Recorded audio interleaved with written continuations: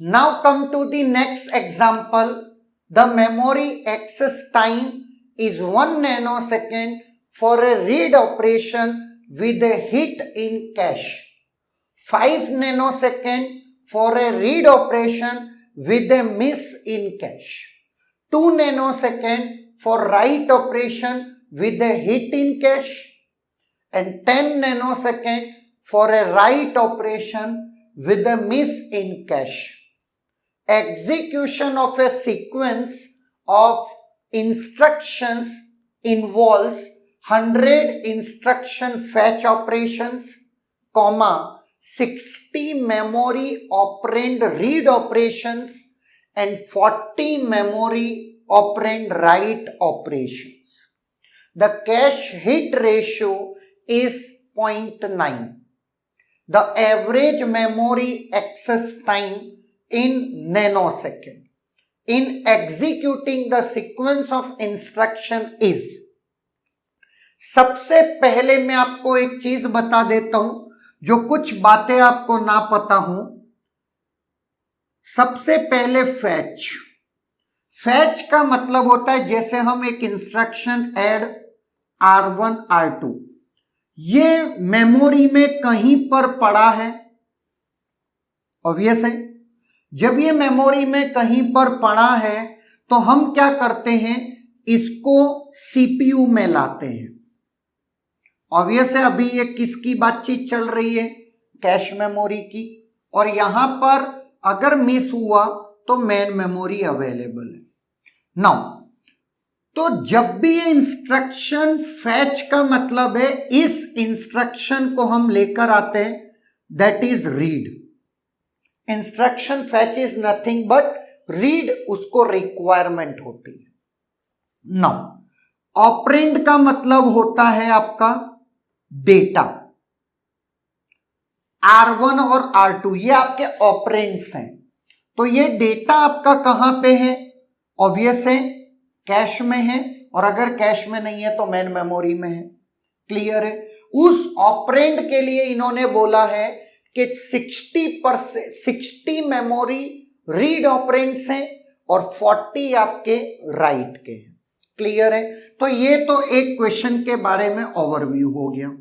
Now अब अपन चलते हैं जो जो हमको जरूरत है। तो इंस्ट्रक्शन फैच कितना हुआ, 100 जो कि रीड है। इसके बाद आपका ऑपरेंड रीड ऑपरेशंस 60, तो यह आपका रीड है, और ऑपरेंड राइट ऑपरेशन ये आपका 40, यह आपका राइट है। क्लियर है। नाउ अब इन दोनों का सम करेंगे तो मुझे 160 रीड ऑपरेशंस मिल गए, इसमें कोई दोहराई नहीं है। नाउ अब ध्यान से मेरी बात को देखिएगा कि इसने पूछा क्या है और हमको चाहिए कितना। तो total time for read operations, आपको total time for read operations, और ये एक मान के चलिएगा 160 रीड ऑपरेशंस का जिक्र मैं कर रहा हूं। नाउ अब देखिए कैश का हिट रेशियो, अब कैश का हिट रेशियो चाहे वो रीड हो चाहे वो राइट हो सेम है, 90। 0.9 into 1 nanosecond plus 0.10 into 5 nanosecond. Hierarchical memory जैसा मैकेनिज्म नहीं है, बिकॉज यहां पर आपको ऑलरेडी बता रखा उन्होंने कि हिट के वक्त इतना टाइम लगता है, मिस के वक्त इतना टाइम लगता है। क्लियर है। तो आप उतने समय को जोड़ देंगे, that is nothing but 1.4 nanosecond. ये एक इंस्ट्रक्शन की बात चल रही है, तो आपको टोटल इनटू कितने ऑपरेशंस करने, 160। तो ये 160 को मल्टीप्लाई कर दोगे तो आपको कितना मिलेगा, 224 नैनोसेकेंड। ये टोटल रीड टाइम हो गया। अब अगर मैं बात करता हूं total time for write operation. अब राइट ऑपरेशन कितने हैं? ऑफ कोर्स 40 हैं। नाउ यहां पर अगेन राइट का भी हीट रेशियो कितना है? 0.9 इंटू 2 नैनोसेकेंड आपको हीट पे लगता है राइट के केस में, और 0.10 इंटू 10 नैनोसेकेंड आपको किस में लगता है? मिस में लगता है, इंटू आपका 40 ऑपरेशंस राइट के हैं।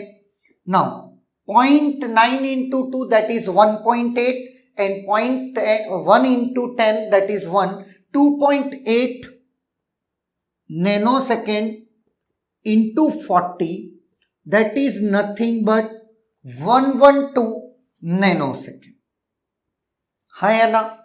now अगर मैं बात करता हूं टोटल की तो 200 मेमोरी ऑपरेशंस, जिसमें आपको कितना है?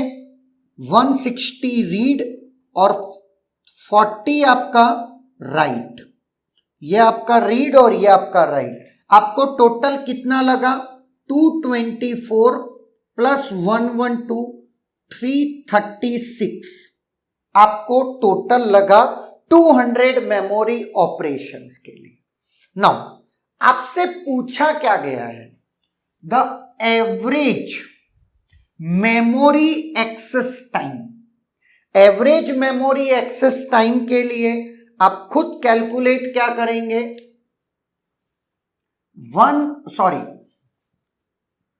200 के लिए 336 नैनोसेकेंड, तो एक के लिए 336 अपॉन 200, तो ये आपका क्या आ गया?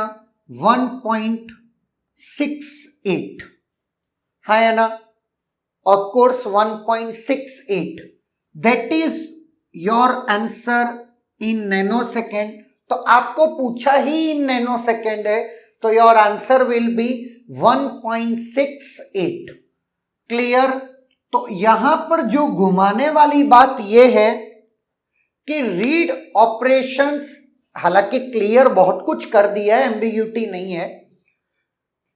एवरेज मेमोरी एक्सेस टाइम ध्यान रखिएगा, आपको टोटल मेमोरी एक्सेस टाइम नहीं पूछा।